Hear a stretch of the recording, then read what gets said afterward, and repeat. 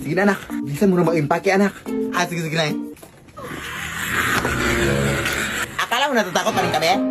Wala na! Magpakalala na kami dito! Pupunta na kami ng Manila at doon na kami manirahan. Sabi na kayo ha! Simula pa nung una ganyan na kayo sa amin! Kaya ngayon, magmamaynila na kami!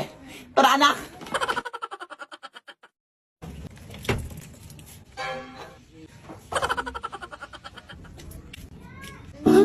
Huwag mo! Wah! Over ka! Grabe yung takot at trauma na binigay sa akin tapos iyak-iyak ka ngayon? Anong over? Hanga ka? Short ko yan? Dadalhin mo pa ha? Kaya, ibinantay mo na yan sa akin nung nakaraan, o hinilit ko na yan sa'yo.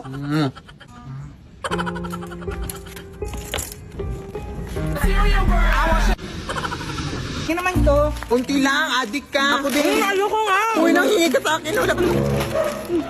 Hoy! Huwag kang matakot dyan, Kyle. Kilala ko yan. Ano ba ginagawa mo dito? Ha? Dito ba sinusundan mo pa rin kami?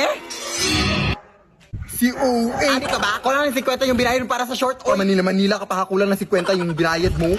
Ganun ba? 50 lang? Wala kang 50. Di ka may 50 ka doon, ay? Pahingi ha. Babayaran kita man. O ito! Umuwi ka na down sa Bohol. Lumipat nga kami dito para makalayo-layo na sa inyo. Tapos ganito kayo. Sino ba naman kayo para sundan?